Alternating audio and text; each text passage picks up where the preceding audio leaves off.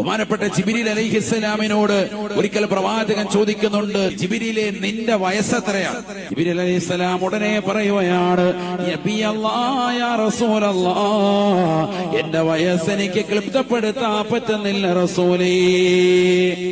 പക്ഷേ ഒരു കാര്യം തങ്ങൾക്ക് ഞാൻ ഉറപ്പു തരാം, എന്നെ അല്ലാഹു സൃഷ്ടിച്ചതിന് ശേഷം 70,000 വർഷങ്ങൾ കൂടുമ്പോ ആകാശസീമയിൽ ഒരു മനോഹരമായ നക്ഷത്രത്തെ ഞാൻ കാണാറുണ്ട്.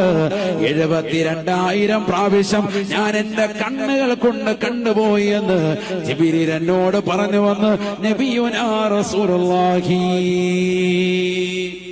അല്ലാഹുവിന്റെ റസൂൽ ഉടനെ ജിബ്രീൽ അലൈഹിസ്സലാമിനോട് പറഞ്ഞു അത്രേ, അനദാകൽ കൗകബു യാ ജിബ്രീൽ,